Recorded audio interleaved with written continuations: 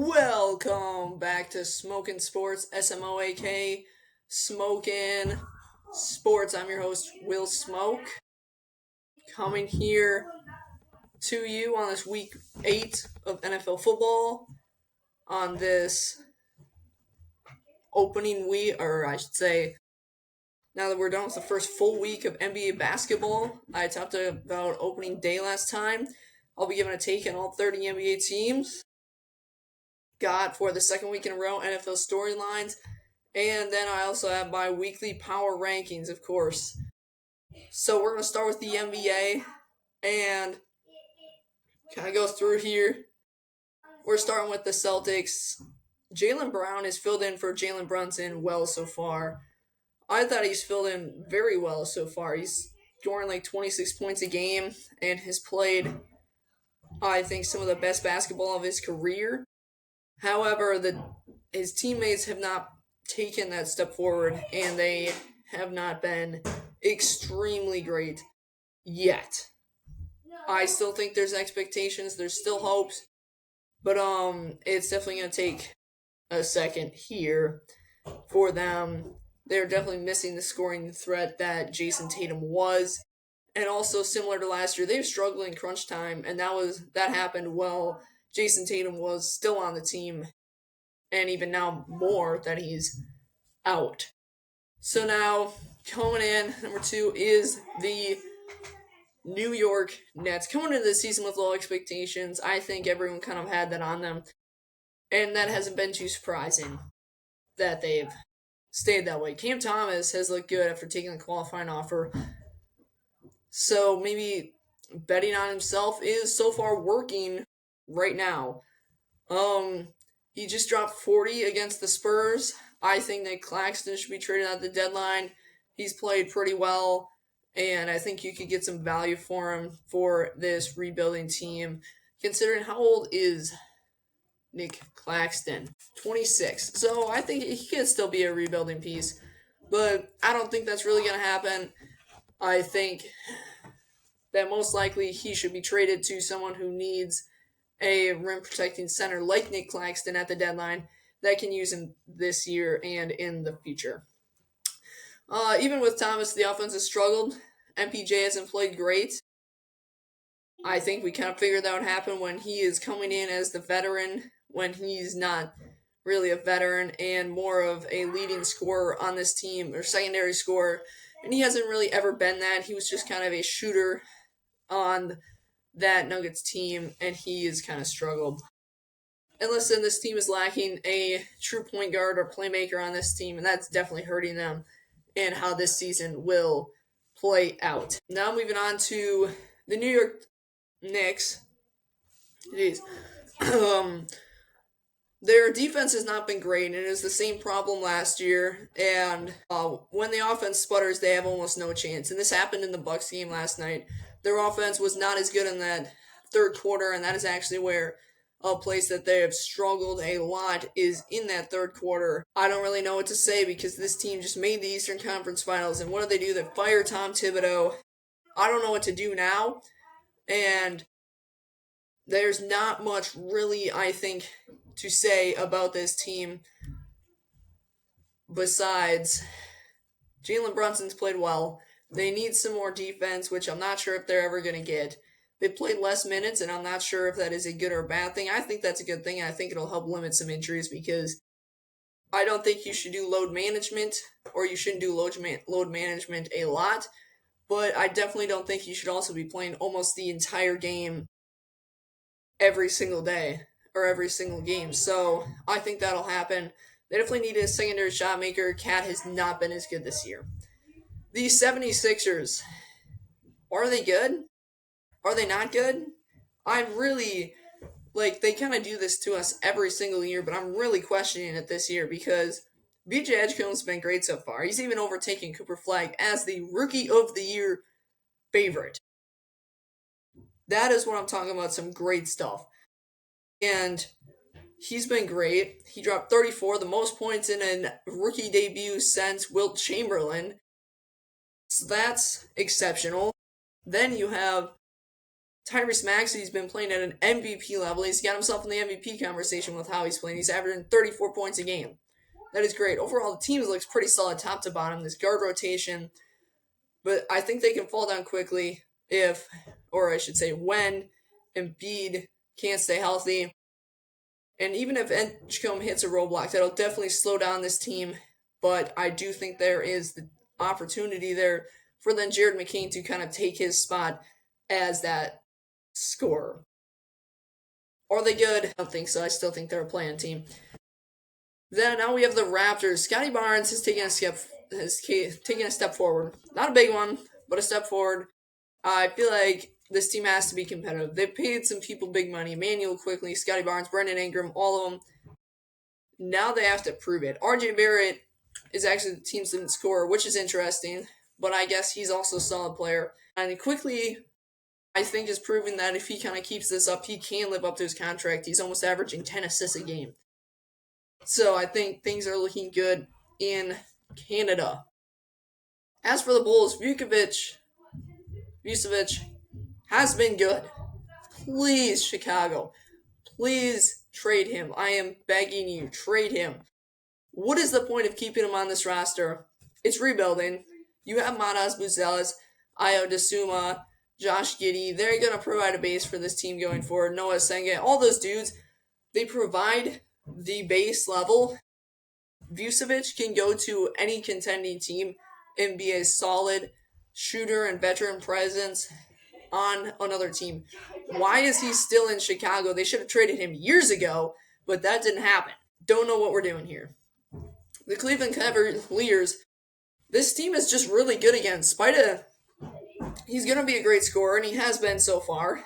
Evan Mobley's defense might be better than last year. I'm really waiting for him to take a step forward offensively, which I think is the really big next step. Listen, the defense is great. The shooting's still here. I think it's only going to get better. The Lonzo trade was a great move. If they can stay healthy this year, they're contenders. And I think what the Lonzo trade also does for them is if they can't stay healthy as well, then they still should be fine because you do have more depth on this team. As for the Pistons, Asur Thompson, he's been great in all facets of the game. Cade has led the team well so far. I'd like to see some more scoring promise from him, get the numbers a bit higher up there. But there's still so much need for another good scorer next to Cade. And I'd like to think that Jaden Ivey can provide that. He is not yet, though. But the Pacers, it's been a little ugly without Halliburton. Benedict Mathurin has taken the lead. He's scoring 31 a game. Siakam's still an all-star level player. I think they can compete for a playing spot, possibly a high-level playing spot. Because I still think Halliburton was the engine, but there's obviously still a very solid team around him.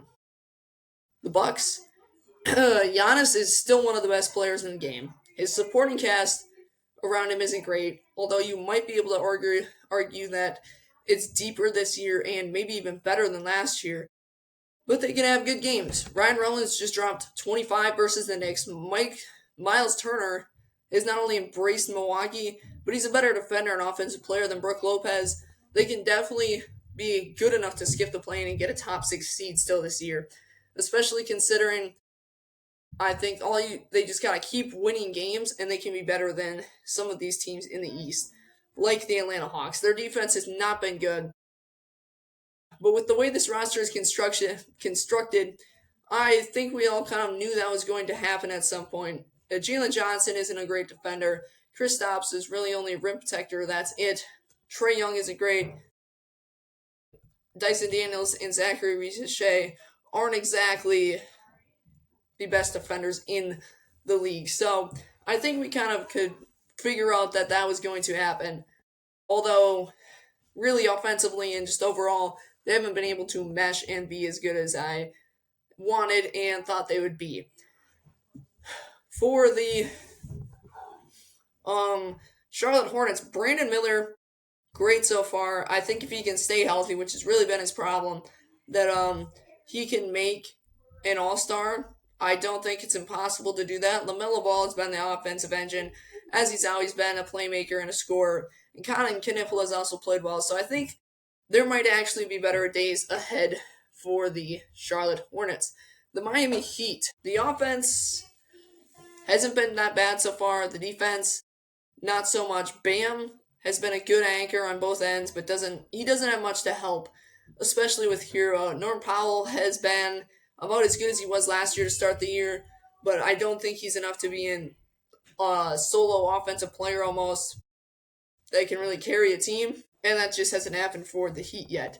The Orlando Magic have not really taken the jump that most wanted them to after a week of NBA basketball, obviously. So most of these might be an overreaction on what is actually happening, what has been happening, what will happen later in the future.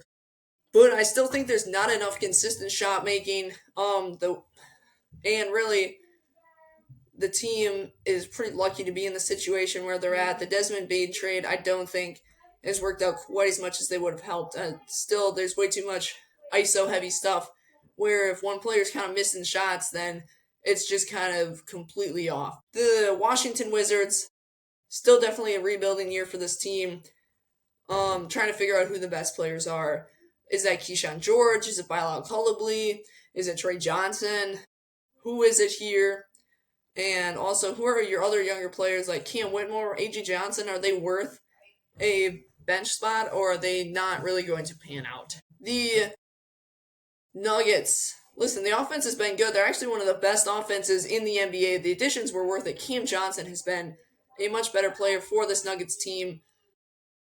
Jonas Valanciunas has actually played solid as a good backup center to Jokic, which it will be great for not only his minutes, his health, and just overall how he plays during the season. However, the defense has not been as good, and I think that'll come and it'll go. The defense never was amazing with this team. I think hopefully it will pick up, though. I'd love to see the Nuggets make another run at a championship this year. The Timberwolves, Anthony Edwards has played great. He's averaging 36 a game or something. He's going absolutely crazy with this year. And listen, if they can make another Western Conference Finals, I think that'd be great. Eventually, I think Anthony Edwards, he has to break through eventually. The defense still hasn't been great. I think they're missing, or they've been okay, but I think they're definitely missing some of the depth pieces they lost. Nickeil Alexander-Walker, and I still am not sure how Julius Randle really fits into this team and how that works with all that, but I think this Timberwolves are definitely can be a top 3 seed in the West, and it'll come. The Utah Jazz, this team, they could be sneaky good. Probably really isn't going to be. Maybe make a play in, though. I think that'd be something different. They have some good pieces. Lauri Markkanen, Bryce Sensabaugh, Keontae George, Walker Kessler, Ace Bailey, just to name, I think, almost most of them. I think they needed to trade some of their other pieces, before they just lost them for nothing. Colin Sexton and Jordan Clarkson, but that's in the past now, and I think you can maybe make it work with this team. Ace Bailey was definitely one of the more talented players in the draft. Hopefully it works out in Utah. The Thunder could get 74 wins. I mean, right now, if they want it, if the Thunder want it, they could get 74 wins. They have been dominant, and they are 5-0. One of 4 teams to still be undefeated. Okay? They could get J-Dub isn't even back. And they are looking so dominant and such a great team. They could get 74 wins if they are able to stay healthy. And I did make this comment, not on YouTube or on the podcast, but I was telling somebody, listen, SGA, I don't think will be the best player in the league this year, but he's still he's going to be in the MVP race if the Thunder have another really good season, because he's going to be averaging 30, and this team looks really good so far. So, the Trailblazers. Shaedon Sharpe has been good, but it just might be another playing year at best. We're still kind of battling Scoot Henderson and some younger player inconsistencies and growth pains, and I'm not sure what to expect out of this team. You have the whole Chauncey Billups situation, which I'm not going to touch on, but it's weird. I don't see too much promise for the Trailblazers. The Warriors, listen, they got a veteran team. I think they'll make a run and they'll still be good in the regular season. Butler plus Curry, I think it looks even better now. They got a whole season ahead of them. And you can definitely see some good things happen out of them. Listen, they've only lost one game so far. We'll see how it ends. They can make a run. They can make a run. The Lakers, listen, they need more depth. Please don't trade anybody, though. Don't trade away your first round picks for somebody 7 years down the road from now. Just roll with this team for this year and make it better next year. Listen, Austin Reeves has been playing well, and the talent, that star power, could maybe get them to a good spot similar to where they ended up last year. Once LeBron comes back, you have Austin Reeves and Luka. Listen, the defense might not ever be good on this team. Neither will the depth, but I think the star power can still get them in a good spot. The Kings, listen, they are much better this season. Zach LaVine and Sponis might provide some offense, but it's still very spotty. No defense on this team. Yeah, I don't see anything else happening. The Suns, Devin Booker's the only reason that they'll have any chance to win a game. Unless Jalen Green drops 30, it's either 30 or 3. Next, the Clippers, I think they're still a well-rounded team, not the most talented. Between Kawhi's health, Harden's playoff struggles, I don't think this team will make it far. They traded Norman Powell. The scandal, everything surrounding them, it just doesn't feel good for the Clippers. The Mavericks, Cooper Flag hasn't done anything too special yet, but I think give it some time, it'll come. The team has some holes. Kyrie will eventually come back, and I think it'll come. It'll come, okay? Cooper's playing all right. It'll come. I think this defense can still be good. I think the offense can be good, but I definitely think it's going to be a struggle. The Spurs. Listen, undefeated. Wemby might be the greatest of all time. Dylan Harper and Devon Cass have been playing almost too good. And I'm going to touch on that because when I say too good is because they've been playing so well that do they need De'Aaron Fox? Obviously, he'll come in there and he'll be great. But now you're in the worst, best situation where it's kind of like the Thunder where AJ Mitchell, who's been having some great games this year, is only getting paid $33 million or $3 million. Like, now you have too many good players, which is probably the best problem you can have. Wemby hasn't scored under 20. His lowest is 24. And he didn't even shoot a three-pointer. He's been crazy. He's got almost 5 blocks a game, 1.5 steals. He's going to win the Defensive Player of the Year if he plays 65 games and should win MVP if he keeps this up. That's all I'm going to say. Pelicans, I think Jordan Poole has been much better than CJ McCollum or anything they were going to have last year. I feel like that was a great trade. Zion,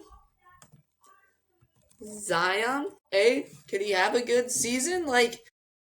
Could he have a good season? I mean, he's played all right so far. I don't know, though, because that's like saying, well, if Joel Embiid will stay healthy, there's no chance that he stays healthy. So, it'd probably be the same thing with Zion. He's going to play great in the first 10 games, and then that's it. This team can still make the playoffs, though. They definitely have their own problems. Center, rim protecting, defense.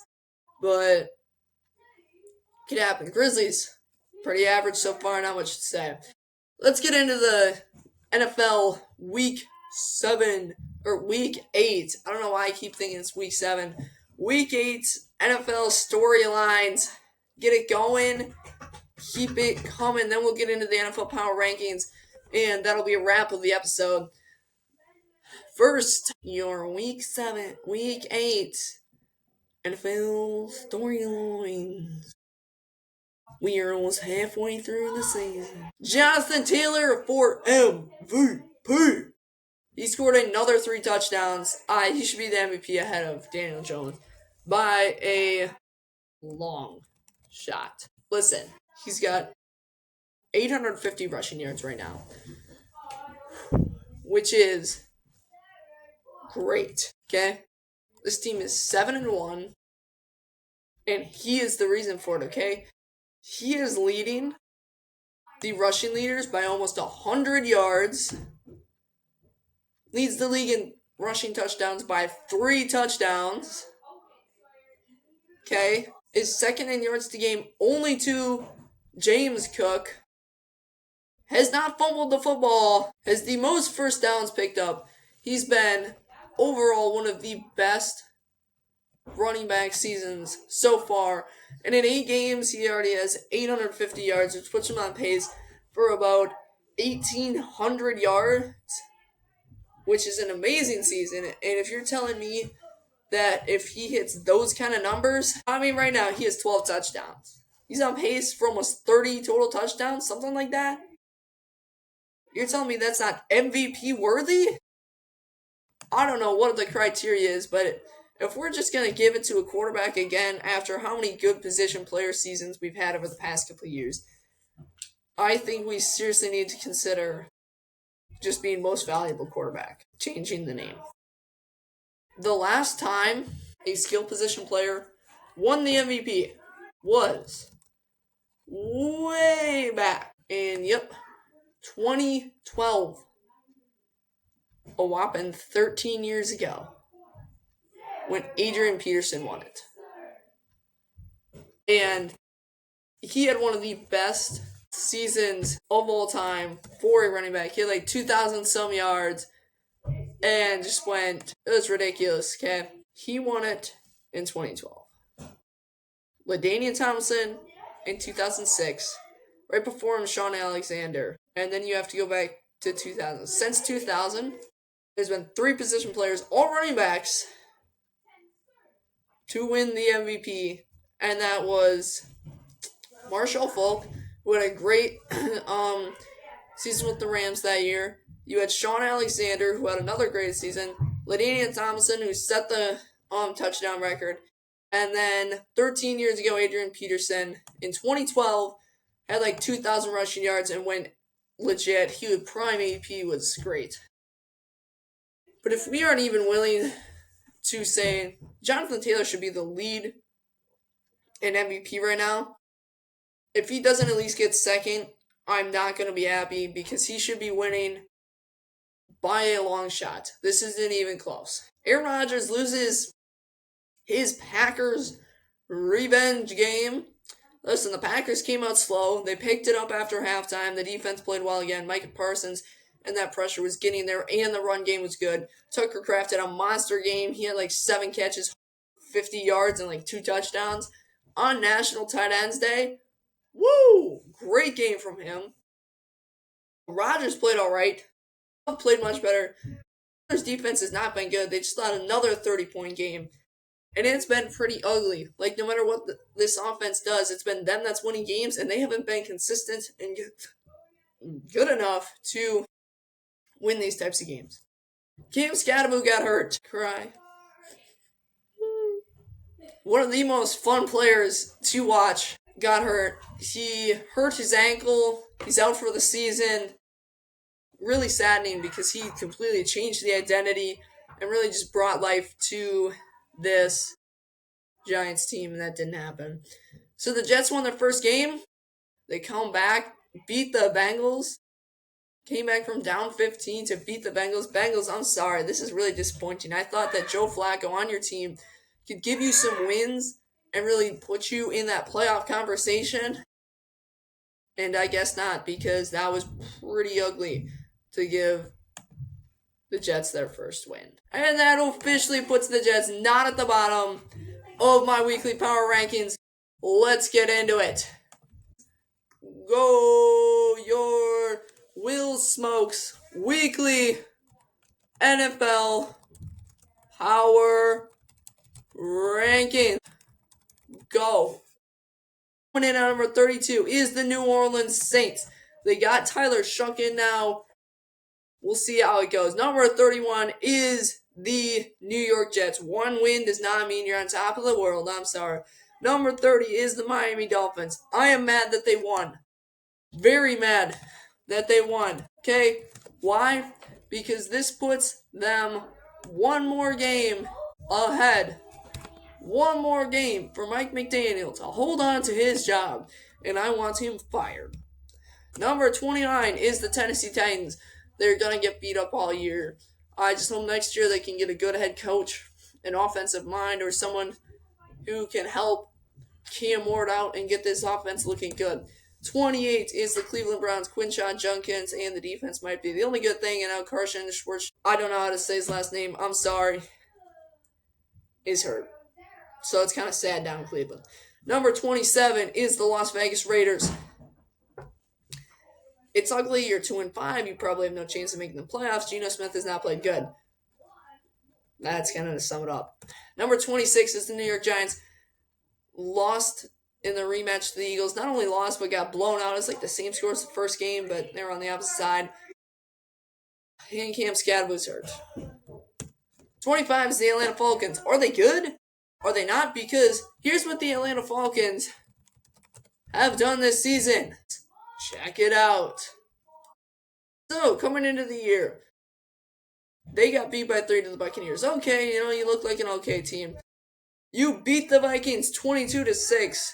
Yes. Okay, this team might be decent this year and have a chance at the division.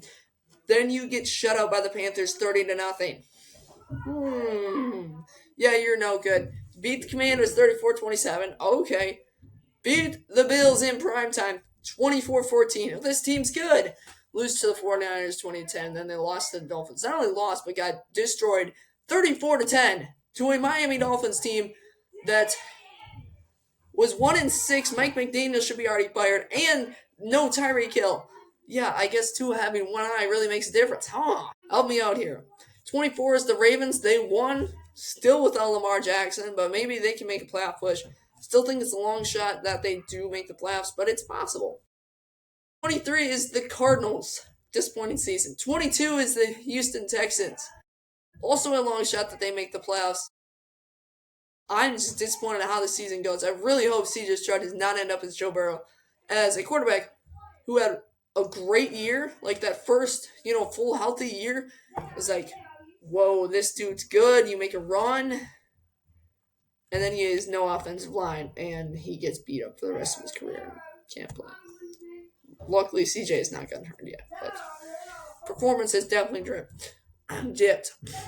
Right ahead of them, I should say, at number 21 is the Jacksonville Jaguars. Really have slid since that 4-1 start. I mean, I thought Trevor Lawrence was starting to prove me wrong, and then he just goes on and proves me right again because they were lucky to beat the Chiefs anyway, so should really be 3-4. But anyway, 20 is the Vikings. When J.J. McCarthy gets back, they're going to be so happy because yet again they got destroyed with Carson Wentz as their quarterback. Ouch. 19 is the Panthers. Let's see what's going down here in Carolina because they've been a very odd team this year also. So let me show it up for you. They lost 26-10 to the Jaguars in week 1. Okay, not great. Lost to the Cardinals by 5. I was like, okay, the Panthers aren't good this year again. They might be a little competitive with some teams, that's it. Then they shut out the Falcons 30-0. I'm like, so, okay, are they good then? Then they get destroyed by the Patriots 42-13, which I thought was them just proving that the Patriots aren't good again, when in reality the Panthers aren't good again, when in reality it was just the Patriots saying, yeah, we're actually really good. And then they beat the Dolphins, thank goodness. Then Rico Dowdle goes crazy. Rico Dowdle goes crazy again, and they beat the Cowboys. They beat the Jets in an ugly 13-6 game, and then get blown out by the Bills 40-9. Not great, but they're still decent. They're 4-4, and they're second in the division. Better than most teams can say. The Commanders, coming at number 18, really have struggled without Jaden Daniels. Even when Jaden Daniels has been in, it's been a little rough. So, yeah. Okay.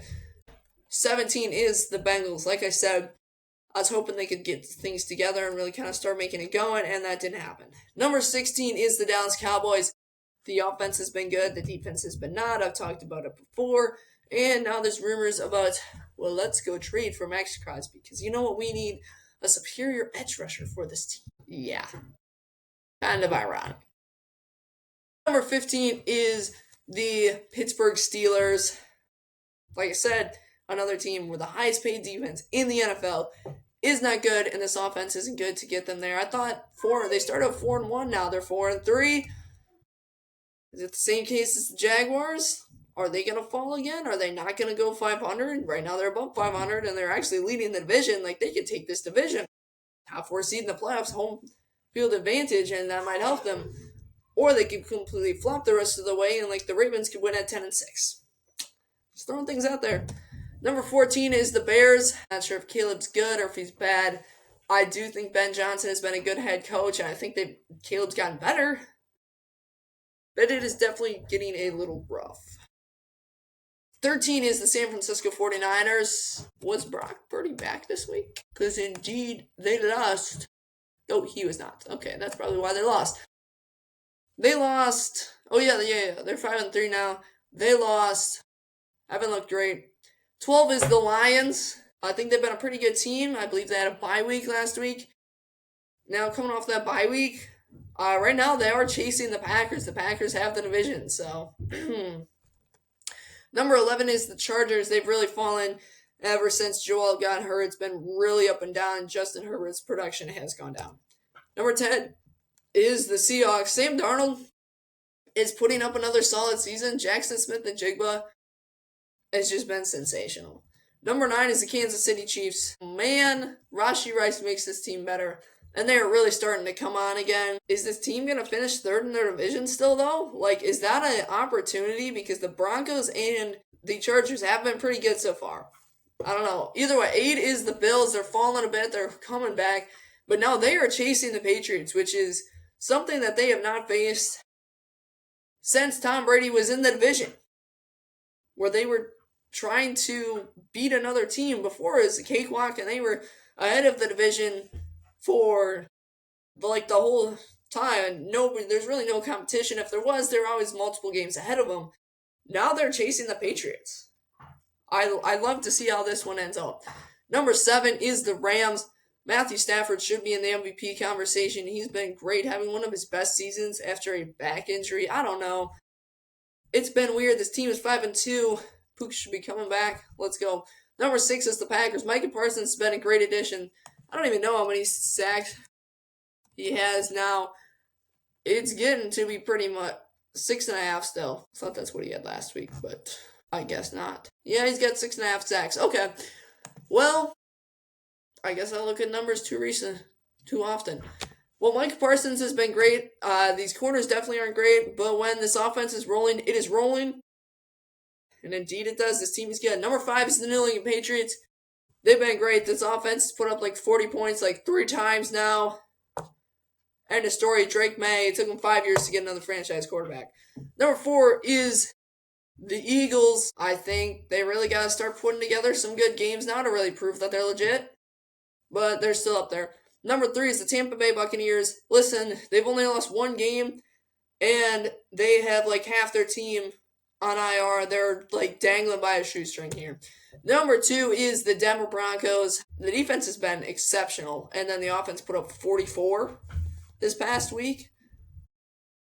RJ Harvey had a great game, but that still doesn't take the Colts off the number 1 spot. When you're 7-1, you have Jonathan Taylor, who is in the lead for the MVP race. But that's not the point. The Colts are one of the best teams in the league. They've had an easy schedule, but look, they're beating the easy teams by a lot, which says you're good. At least I think. We'll see in the second half of the year and see if this team can actually win anything in the playoffs here. Maybe not. We'll see how it ends up happening. We love to see it. We love to see how this ends up. Keep watching some NBA basketball. Got another good week of NFL football. I don't expect anything to happen at the trade deadline. We'll see where this NFL season takes us. It's always fun to watch. I'm Will Smoak, your host, signing off.